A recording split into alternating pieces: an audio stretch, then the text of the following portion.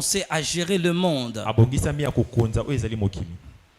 Il a commencé à gérer le monde spirituel et le monde physique. Son nom primitif, c'est Astre brillant. Astre brillant. Ésaïe chapitre 14, verset 4, verset 12. Excusez, j'ai sérieusement la toux. Nous lisons Ésaïe chapitre 14, verset 12. Voilà, la Bible dit ceci. Te voilà tombé du ciel, astre brillant. Te voilà tombé du ciel, astre brillant. Fils de l'aurore, tu es abattu à terre. Toi, le vainqueur des nations. Te voilà tombé du ciel, astre brillant. Merci, vous pouvez vous asseoir.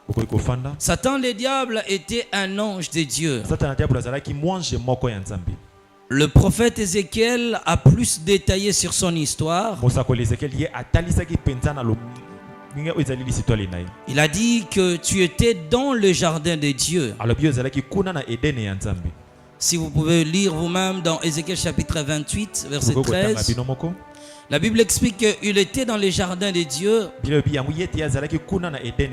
Il jouissait de toutes sortes de richesses. C'est parmi le rare des anges que Dieu a créé, où Dieu l'a confié plusieurs choses. Il est parmi de rares d'anges qui possédait plusieurs richesses célestes. Dieu avait mis sous son autorité. Il gérait plusieurs choses au ciel. C'était un ange de lumière. L'expression ici, on l'appelle astre. Astre brillant. Astre qui dégage fortement la lumière. En réalité, il était le fils de la lumière. Il transportait la lumière. Il était réellement la lumière. Donc il n'avait pas la lumière, mais il était la lumière. Il dégageait ce qui était en lui-même. C'était la position de sa création. En parlant de Satan le diable, nous ne voulons pas ici vous faire peur ou vous montrer la place que Satan occupe, une place un peu pondérante dans la vie des gens. Mais c'est juste essayer de vous amener à comprendre ce que nous allons dire ce soir.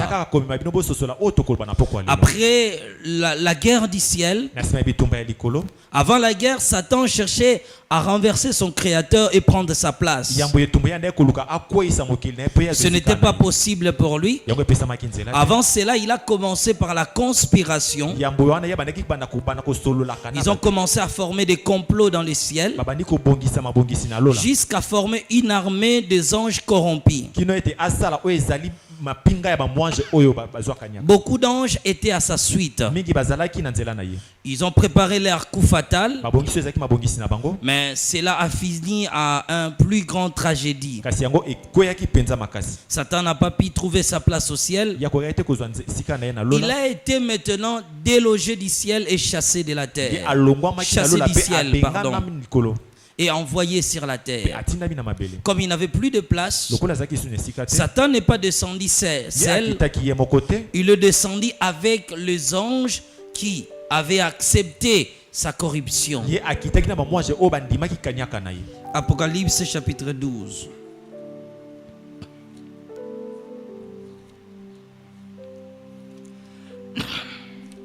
Apocalypse chapitre 12. Apocalypse chapitre 12, le verset 4. Ça qui entraînait les tiers des étoiles du ciel et le jetait sur la terre. L'expression étoile parle des anges. On n'est pas dans la décortication des signes, mais juste pour vous amener à une compréhension. Quand Satan fut chassé au ciel et qu'il s'est retrouvé sur la terre, il a maintenant organisé son royaume. Il va organiser 3 royaumes, je dirais 3 niveaux de royaumes le plus puissant de l'histoire. La grâce de Dieu m'a permis de visiter les 3 royaumes sataniques. Et je n'ai fait dans cet endroit que 23 heures du temps. L'expression 23 heures veut tout simplement dire le temps que je passais dans ce royaume. Nous avons visité 3 niveaux de royaumes sataniques que je vais vous dire ici. Quand Satan fut chassé au ciel,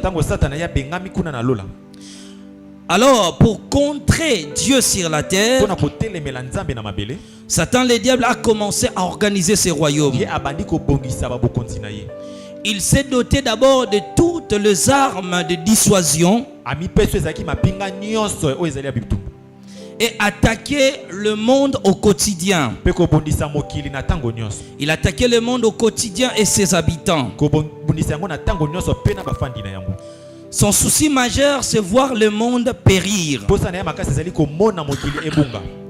On peut juste écarter ces choses, me dérange. Frère, essayez de tourner cela. Voilà.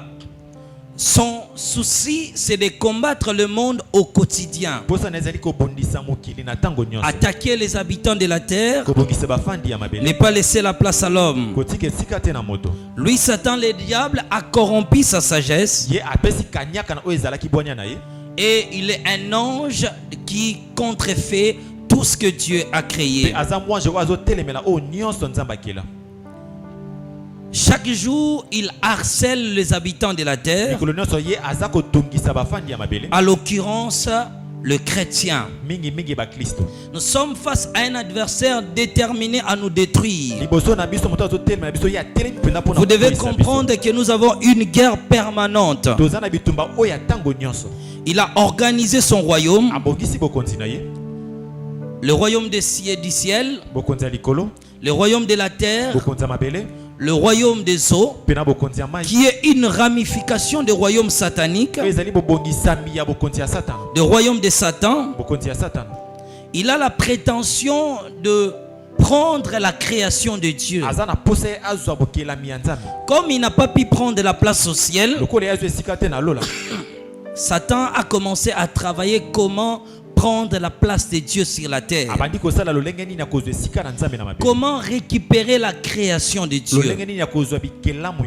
Dans cette expérience, je vais visiter les 3 degrés des royaumes sataniques. Plusieurs royaumes sont sous son autorité.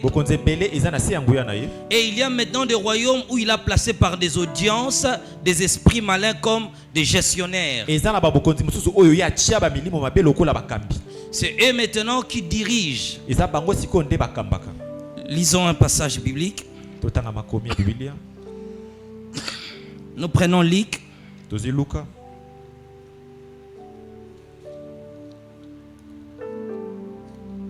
Luc chapitre 4.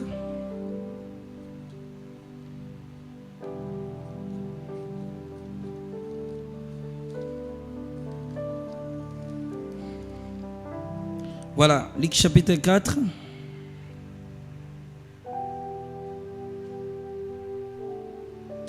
Verset 5. Le diable ayant élevé lui montra en un instant tout le royaume de la terre.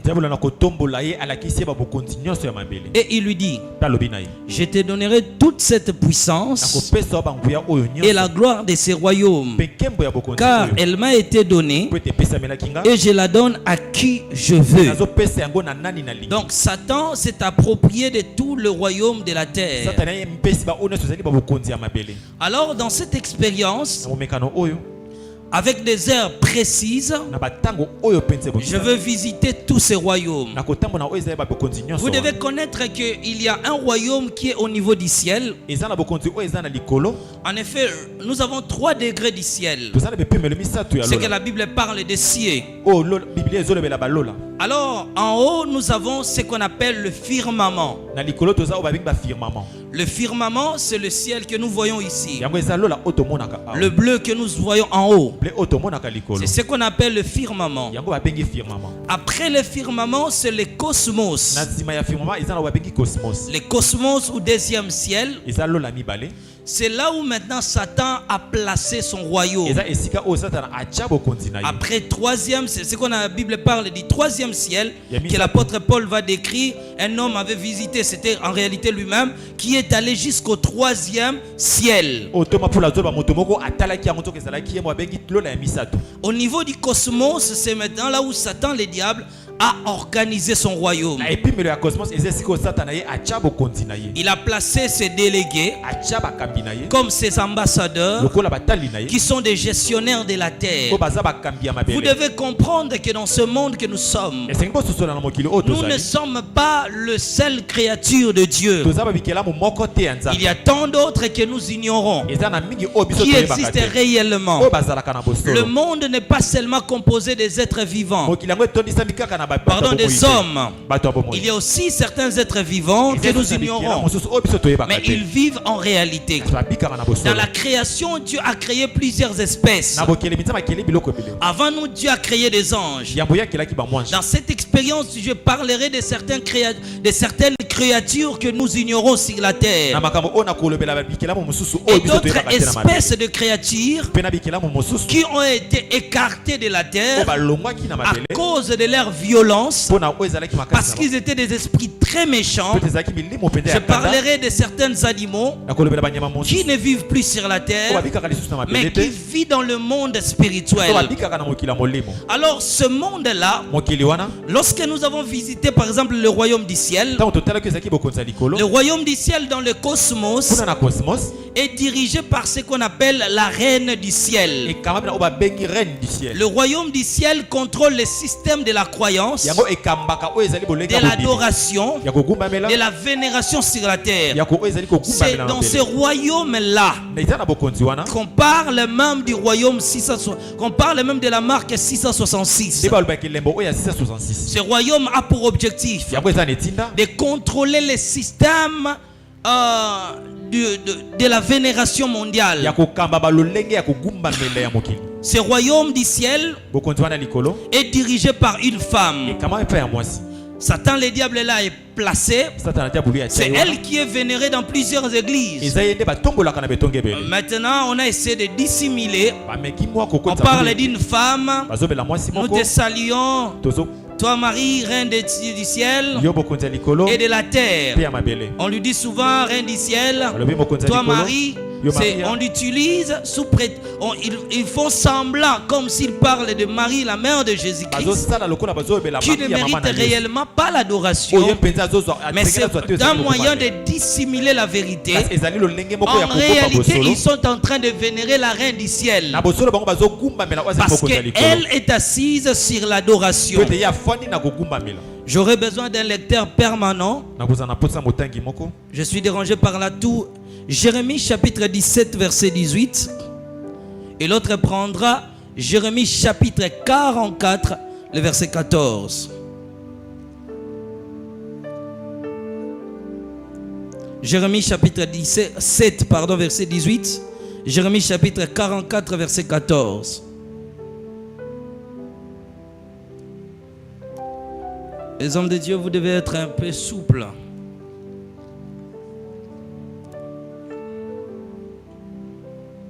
Je ne saurais pas faire des combines. Je lis le premier texte. Vous trouvez Jérémie chapitre 44 verset 17. Jérémie chapitre 7 verset 14. La Bible dit ceci.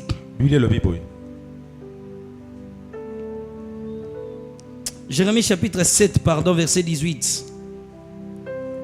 Les enfants ramassent du bois Le père allume le feu et les femmes pétrissent la pâte pour préparer les gâteaux à la reine du ciel et pour faire des libations à d'autres dieux afin de mériter. Ici on parle directement de la reine du ciel. Elle est vénérée dans les églises. Elle est considérée comme étant la mère de Jésus-Christ.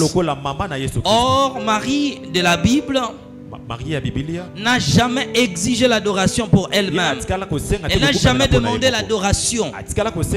C'est une femme qui a trouvé grâce. Et elle-même par ses affirmations a dit: je suis la servante de l'Éternel. Elle a reconnu d'avoir trouvé la grâce du Seigneur.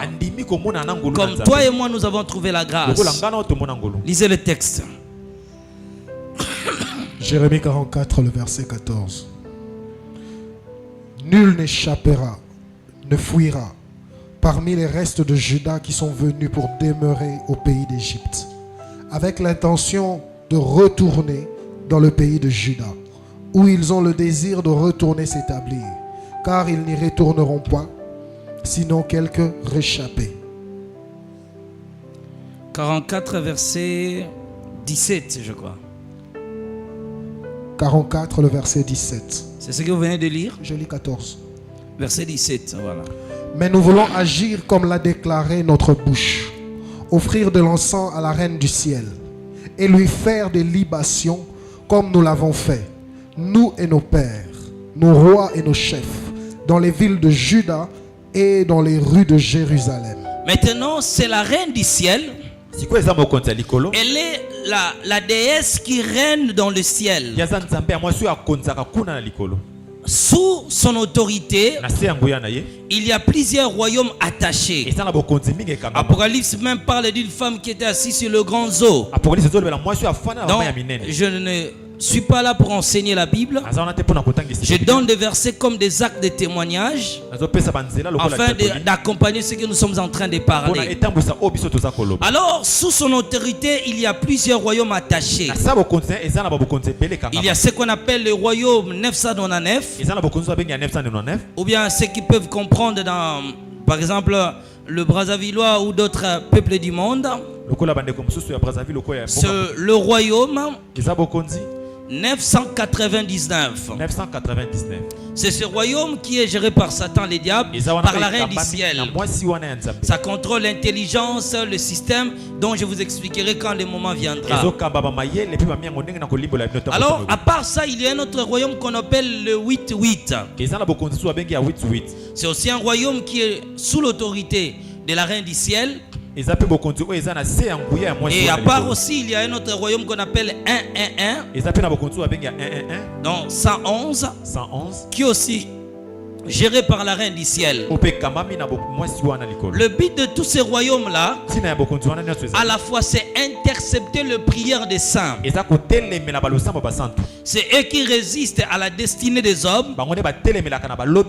Dans ces royaumes-là, ils changent même le plan de l'homme sur la terre. Ils changent la destination de l'être humain. Peut-être tu étais destiné à naître au Congo. Là-bas, ils ont des contrefaçons. Ils vont contrefaire ton plan et t'envoyer dans un autre pays. Dans cet endroit aussi, il peut changer le bébé dans le ventre de sa mère. Ils peuvent envoyer les démons pour habiter dans les corps des hommes. Un démon peut naître en toi, naître comme un fils, comme une fille, des êtres incarnés.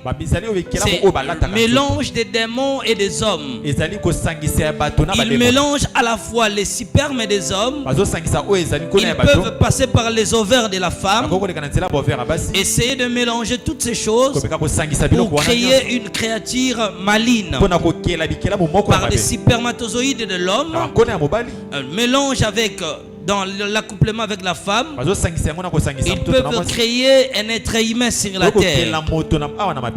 La technologie vous a prouvé aujourd'hui. Il y a des bébés qui sont créés par des machines. On prend des spermes et des hommes, on conserve. Réellement, c'est comme ça ces royaumes. Toutes ces choses-là, tous ces royaumes dans le ciel ont pour mission principale de contrefaire les plans de Dieu. Ont pour une mission principale. Ils ont aussi des principes que les hommes respectent. Ces royaumes-là influencent les onctions et les appels des hommes sur la terre. Ils peuvent envoyer un ange déchu apparaître dans la vie d'un homme. C'est eux qui envoient des anges. Tu vois quelqu'un qui apparaît, il te dit que je suis Jésus. Dans ce royaume du ciel-là, et sur tous ces royaumes qui sont sous la gouvernance de la reine du ciel, j'ai trouvé aussi ce qu'on appelle un faux ciel. Plusieurs personnes qui font des expériences du ciel, en réalité sont pris par des démons. Les démons les escortent de la terre. Et ils les amènent, ils accostent là-bas.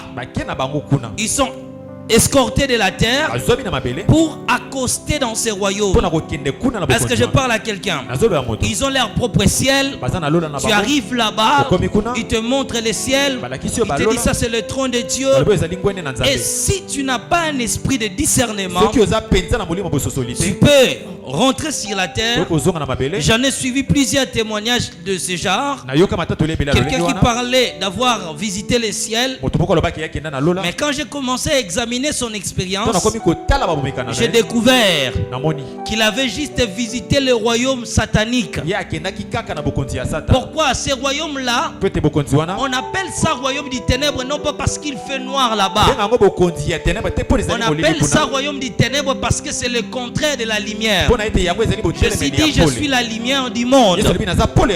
Et Satan, comme il ne fait pas partie de la lumière, c'est comme ça qu'on appelle le royaume des ténèbres. Cela ne veut pas dire que quand vous allez là-bas, je ne parle pas quand vous allez. C'est une grâce que Dieu m'a faite. Donc je dis simplement, si le Seigneur vous fait grâce, vous devez savoir que ce royaume-là, ce n'est pas noir tel que nous le pensons. C'est un royaume. C'est comme un pays. Quand j'ai accosté là-bas, quand je suis arrivé et que nous avons atterri dans ce royaume, j'ai trouvé des gratte-ciel, des téléphones modernes, des styles de communication que nous n'avons pas encore sur la terre. Je l'ai trouvé dans ces royaumes. Il gère toutes les croyances. Qui n'accepte pas Jésus-Christ comme Dieu? Je peux vous choquer encore. Dans ces royaumes-là, on les enseigne sur la trinité de trois dieux. Trois dieux tout à fait différents. C'est que vous devez connaître et croire que Jésus a dit, moi et le Père nous sommes un. Vous devez savoir ceci, que Dieu s'est manifesté dans les temps et dans l'espace. La Trinité de la Bible parle de la manifestation de Dieu dans les temps et dans l'espace. Il est le même Dieu qui s'est communié en lui-même. Il est trois par son action. C'est comme le corps de l'homme. L'explication de la Trinité nous est comprise par le corps humain. Nous sommes des êtres tripartites. Nous sommes trois personnes à une seule. C'est-à-dire il y a un esprit, il y a un corps, il y a une âme. On ne dira pas que je suis trois personnes, mais j'ai trois parties qui fonctionnent d'une manière distincte, mais tout cela forme ce que je suis. Est-ce que je me fais comprendre? C'est dans ces royaumes-là que j'ai trouvé plusieurs dieux que les gens invoquent sur la terre. Ils ont leur grand temple sur la terre. Je crois en Asie, une grande religion mondiale qui combat aussi le christianisme. C'est un royaume populaire. Là-bas, ils parlent aussi de leur Dieu. Ils disent qu'ils adorent un seul Dieu. J'ai trouvé l'expression de leur Dieu qui commence par A. Vous connaissez la suite. Ces gens sont portent toujours des robes blanches.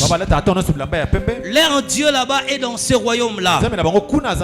En effet, lorsque nous sommes arrivés dans le royaume du ciel, dont je n'ai pas encore abordé, tous ceux qui font des adorations des faux dieux sont réellement des prisonniers dans ce royaume. Tous ceux qui utilisent des pouvoirs sataniques sur la terre, qui se présentent comme des riches, des milliardaires, en réalité spirituellement là-bas ils sont des esclaves. Ils sont punis dans ce royaume et le tourment qu'ils subissent là-bas, ils viennent régner sur la terre. Ce n'est pas le seul royaume que je visitais. J'ai aussi visité par la grâce du Seigneur. Dans ces 23 heures, nous avons aussi visité ce qu'on appelle le royaume de la terre. Dans ce royaume de la terre, nous avons trouvé maintenant les systèmes occultes. C'est le royaume de la terre qui combat maintenant la destinée ou la vie physique des hommes sur la terre. Il y a des royaumes qui sont sous leur autorité. Le royaume de la terre a aussi ses agents qui travaillent avec Satan le diable. Ces royaumes se retrouvent souvent dans des cimetières que je vais aborder dans des marchés.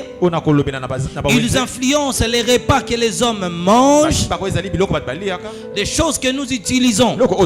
Et plusieurs entreprises que vous voyez sur la terre en réalité ne sont que des temples, de loges. Et il y en a aussi des églises pareilles. Ce sont des centres maléfiques qui ont pour objectif de capturer les âmes et les envoyer à la perdition éternelle. Est-ce que je suis en train de parler à quelqu'un? Je ne suis pas ici en train de faire l'apologie de Satan le diable, mais je suis en train de vous expliquer ce que je vis, que le monde est rempli de plusieurs vérités que nous ignorons et nous ne sommes pas au courant de ces choses. Pendant que nous pensons vivre dans la tranquillité, il y a certainement de forces maléfiques qui travaillent dans le noir et combattent les habitants de la terre. Nous avons aussi visité le royaume des eaux, qui sera l'objet aussi de mon intervention ici. C'est le premier royaume où je vais commencer à aborder. Ce royaume des eaux est contrôlé par des sirènes et contrôlé par des esprits des eaux. Nous allons voir plusieurs départements que nous avons trouvés là-bas. Dans chaque royaume visité, il y avait tant de départements, il y avait tant de compartiments là-bas où le diable contrôle. Il y a tant de sections et chacune d'elles a son aspect particulier. Comment il opère, son objectif sur la terre. L'objectif qui prime sur tous ces royaumes, c'est la manipulation du monde. Mais maintenant, chaque royaume a ses choses, a sa mission, ce qu'il doit faire contre les habitants de la terre. Ce royaume des eaux, nous allons voir plusieurs choses. Nous allons voir plusieurs choses que les gens utilisent sur la terre. Nous allons voir des vêtements de look. Nous allons voir l'origine des plantes qu'on appelle cabello, qu'on a trouvé là-bas, des rouges à lèvres que les gens utilisent, et plusieurs réalités dont nous allons expliquer. Nous allons voir comment ils utilisent le zoïma, donc ils utilisent l'os de l'homme, et comment fabriquer les trucs sur la terre, et comment ils célèbrent aussi le mariage. Ils traitent les alliances avec les habitants de la terre. Il y a aussi des gens qui ne sont pas conscients qu'ils vivent réellement dans le royaume des eaux. Ces gens-là font souvent des rêves. Ils se retrouvent dans une rivière en train de prendre son bain. Ils se retrouvent dans un enclos. Ils se retrouvent, je ne sais pas, dans un océan. Ces gens-là vivent dans le royaume des eaux. Ces esprits-là sortent des eaux. Ils viennent aussi marier, épouser les hommes de la terre. Maintenant, le royaume des eaux là que je vais vous expliquer n'est pas seulement dans les eaux que nous connaissons comme des rivières, des lacs. Certainement, je vais parler de cela. Mais vous devez connaître et savoir ceci, que le royaume des eaux de Satan, le diable, travaille partout où il y a de l'eau. Souvenez-vous que le corps de l'homme est composé de 70% de l'eau. Et je crois, si je ne me trompe pas, pour l'enfant, c'est 90%. Là où il y a de l'eau, il y a la présence de ce royaume. Là où il y a des eaux, il y a la présence de ce royaume. C'est pourquoi plusieurs personnes, si vous lisez la Bible, dans Marc chapitre 5, vous allez trouver un homme qui était fou et sa folie avait l'origine. Derrière sa folie, il y avait un esprit. Et l'esprit était l'esprit. C'était des esprits manipulateurs. Et cet homme a dit, nous sommes une légion. Nous sommes nombreux à moi-même. Pourquoi il y a la présence de l'eau? Partout il y a des eaux, il y a la présence de ces forces maléfiques. C'est Christ n'est pas là. L'homme est un porteur des esprits. Vous voyez comme tu es là, dans ton corps, tu peux porter 50, 500 millions, même des démons qui vivent tranquillement en toi. Ils opèrent, ils sortent et ils rentrent. C'est comme ça, c'est l'aspect de ce royaume. Pourquoi toutes ces choses? Pourquoi? Parce que la Bible nous dit ceci. Prenons la Bible.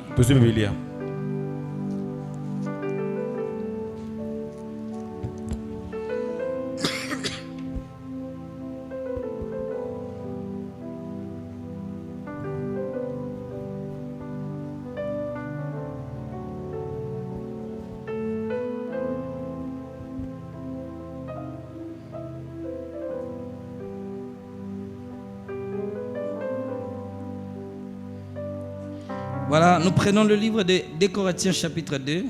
2 Corinthiens chapitre 2. Voilà, je ne sais pas comment, je ne vois pas clair. Je dois vérifier chez mon téléphone, lire ici.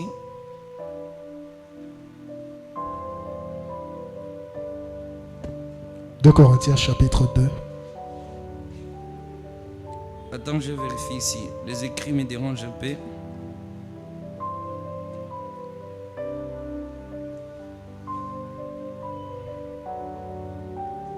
C'est 2 Corinthiens chapitre 2 verset 11. 2 Corinthiens le chapitre 2 le verset 11, je lis au nom de Jésus. Afin de ne pas laisser à Satan l'avantage sur nous, car nous n'ignorons pas ses desseins. Afin de ne pas laisser à Satan l'avantage sur nous, car nous n'ignorons pas ses desseins. Bien-aimés dans le Seigneur, le but de ce royaume, de cet enseignement ou de ce témoignage est de ne pas laisser à Satan d'avoir l'avantage sur nous. Nous sommes réellement ici pour parler de Jésus. Et si nous parlons de ces choses, c'est pour permettre aux chrétiens de comprendre que nous avons une guerre spirituelle contre le royaume du mal. Et Satan est doté de toutes les armes de dissuasion. Bien aimé, là-bas j'ai trouvé des armes que nous ignorons. Il a tellement corrompu son intelligence pour manipuler les habitants de la terre. Écoutez maintenant le récit de mon expérience. Après avoir effectué mon premier voyage en enfer et au paradis, je prenais le temps d'examiner cette expérience. Je ne croyais pas être qualifié à vivre ces choses. Et je disais toujours à Dieu que je ne méritais absolument pas. Pourquoi dans ma vie chrétienne,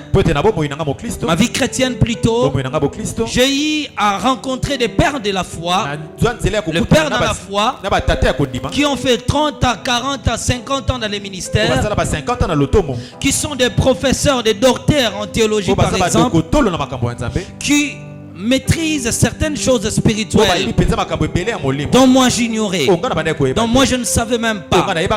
Alors lorsque Dieu m'a dit qu'il m'a préparé pour cette mission spécifique, je ne croyais pas. Je ne voulais pas accepter cela. Je pensais ne pas être qualifié pour ça. Je ne pensais pas être qualifié. Je continuais à dire à Dieu qu'il devait réellement trouver d'autres personnes, le mieux qualifié plus que moi, plus que moi, parce que moi je ne méritais pas. Mais Dieu dans son amour manifeste sa grâce. Il dit Dieu, il fait grâce à qui il veut. Cela ne dépend ni de la volonté de celui qui court, mais simplement de Dieu qui fait grâce. Dieu avait commencé à me révéler tant de mystères. Il m'avait commencé à me révéler tant de choses spirituelles. Et il insistait que j'ai été préparé pour cette tâche glorieuse. Que c'était ma vocation sur la terre. Bien que j'essayais de refuser, de repousser, mes nuits ont été toujours impactées par des expériences spirituelles. Des choses qui dépassaient tout mon attendement. Mon intelligence ne pouvait pas comprendre. Ma sagesse ne pouvait pas arriver. Qu'est-ce qui va se passer? Écoutez maintenant le récit de ce que Dieu a destiné pour nous ce soir. C'était le 15 juillet 2016. C'est là où tout a commencé. Je ne parlais pas du début des expériences, parce que mon première expérience a commencé en 2013. En 2013, j'ai effectué mon premier voyage en enfer. Après cette expérience, je visitais le paradis. Je n'arrivais pas toujours à croire. Je n'arrivais pas toujours à comprendre. Et tout ce qui avait commencé à cette année-là, je ne savais pas que les expériences qui avaient débuté en 2013 allaient s'étendre 6 années successives. Donc, durant tout ce temps-là, l'expérience qui a commencé en 2016, je parle de l'expérience de 23 heures ici. Je ne savais pas que cette expérience allait s'étendre jusqu'au moins à 6 années successives. Donc j'ai commencé à visiter à partir de 2016 jusqu'à 2022. Et chacune des heures retirées, ça arrivait que le Seigneur me prenait et on partait là-bas. Ou bien les anges du Seigneur ont été envoyés. Je pouvais visiter 30 minutes. Je pouvais visiter 1 heure. Et dans ces 6 années successives, si on fait la comptabilité, je ne visitais que 23 heures du temps. Mais cela a impacté ma vie chrétienne et a radicalement changé ma façon de voir les choses de Dieu. Est-ce que je parle à quelqu'un? Maintenant, en 2016, je n'étais pas encore marié. À l'époque, j'étais chez le pasteur Moïse. À cette époque, nous sommes à des bonhommes chez eux. Qu'est-ce qui va se passer? C'était déjà 4 ans. Ça se faisait déjà 4 ans que j'avais débuté le ministère. J'étais déjà pasteur de l'église sacrée. Je souffrais intérieurement à cause de ces expériences glorieuses dont je ne voyais pas la portée. Je ne comprenais pas son caractère. Pourquoi Dieu me révélait toutes ces choses alors que moi je souhaitais être toujours un prédicateur de l'évangile. Le Seigneur continue à m'utiliser. Alors en 2016, après un moment de la lecture biblique, ce qui est l'ancienne coutume, je suis grandi comme ça. Je passe des heures dans la lecture et dans la prière. C'est pas évident d'expliquer combien de temps je passe dans la lecture ou dans la prière, mais c'était ma coutume. Habitué à la lecture de la Bible, cela était devenu ma propre culture. Je passais des temps dans la prière et après je passais des heures aussi dans la méditation de la Bible. Dans un endroit où il n'y avait pas de courant, après la lecture de la parole de Dieu, c'était maintenant le soir. Je me promenais, je me suis promené un peu dans le quartier et puis je suis rentré.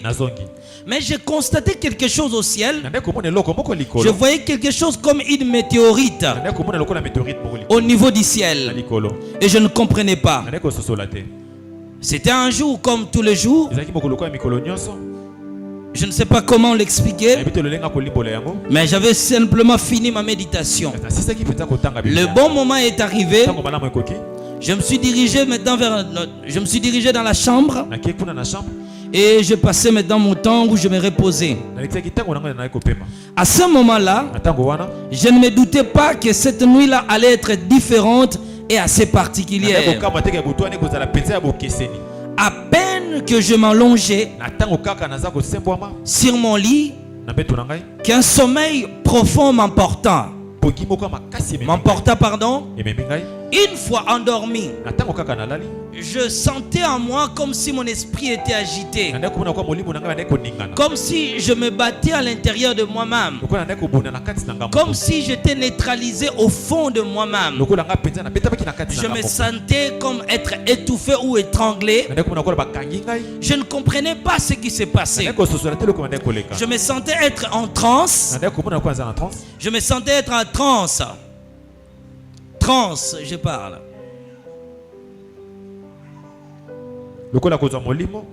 Voilà. Je me sentais être en transe.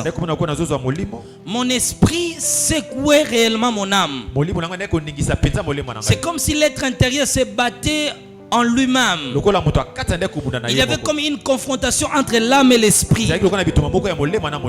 Dans cette agitation intérieure, je tentais de lever ma voix, d'appeler quelqu'un, mais je n'arrivais pas. Je me sentais comme inoptisé. Je ne pouvais pas bouger. Je ne pouvais pas faire sortir la voix. Et je me posais